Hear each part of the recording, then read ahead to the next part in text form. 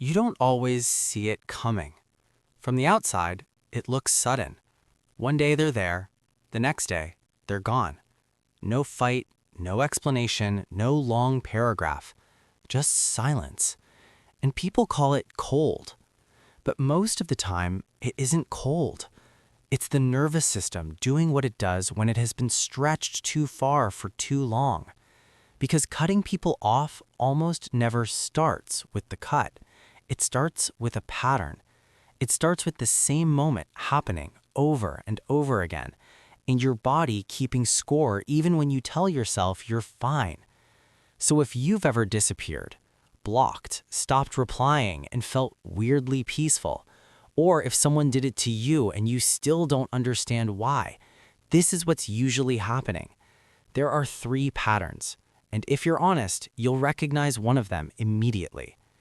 Type 1, the protector. The protector doesn't leave because they hate you. They leave because their brain learned something early. Closeness can turn into pain without warning. Sometimes it was betrayal. Sometimes it was inconsistency. Sometimes it was just never knowing which version of someone you were going to get. So they adopted. Not in a dramatic way, in a quiet, practical way. They built a rule. Distance equals safety. And what makes this type confusing is that they can look calm while they're leaving, because the decision isn't happening in their personality, it's happening in their body. A tone shift, a boundary crossed just a little, a familiar feeling that something is about to cost them again, and their system does what it learned to do. It exits before the damage becomes real. Not because they don't care, because they care enough to protect themselves now. To the outside world, it seems extreme. To them, it feels like maintenance, like turning off a stove you forgot was still on. And here's the part most people don't want to admit.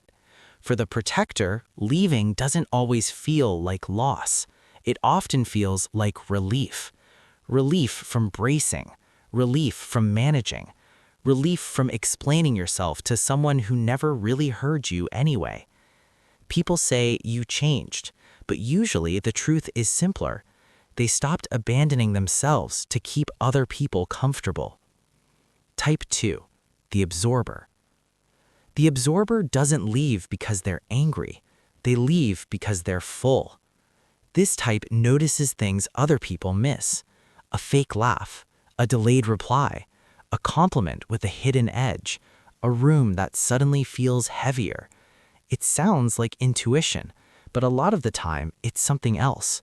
A nervous system trained to scan. Some people grew up learning to read the air before they read books. They could tell how the night would go by the way a door closed. So as adults, they don't just talk with people, they process people in high detail. And that comes with a cost, because when your brain takes in social information like that, interaction becomes exhausting. Not socially, neurologically. You can have a perfectly normal conversation and still walk away drained, because the absorber isn't only hearing words, they're tracking mood, they're tracking microsignals, they're tracking what isn't being said. So when stimulation passes a threshold, their system does what any overloaded system does. It shuts doors. Not out of punishment, out of capacity. That's why this type can disappear after something that looks small. It wasn't small to them. It was one more thing added to a system that was already at its limit. And when they go quiet, it isn't a statement, it's a regulation. Distance is how they reset. Silence is how they cool down. To other people, it looks like detachment. To them, it feels like survival. Type 3, the finisher. The finisher is the type that confuses everyone because they don't leave loudly, they leave cleanly. They don't threaten, they don't bargain, they don't keep restarting the same conversation hoping it finally changes. They decide. Internally, quietly, irreversibly. This type usually spent a long time giving chances. They explained, they adjusted, they waited, they kept the peace. They were the person who didn't want to overreact. until one day something shifts, not emotionally, structurally. Their brain reaches a conclusion. This connection is no longer sustainable. And once their mind reaches that conclusion, it doesn't reopen the case. That's what makes the finisher look cold, because by the time they leave, they've already grieved. They processed the loss privately while still showing up, while still replying, while still hoping the other person would notice. So when they finally cut it off, it looks sudden, but to them, it's overdue. And here's the key difference. They aren't running on emotion. They're running on clarity. They're not trying to hurt you. They're trying to stop carrying something that keeps proving it will never be mutual. Putting that weight down isn't cold, it's honesty. The mechanism behind all three. Here's the truth most people miss. Cutting people off is rarely about punishment. It's about self-preservation.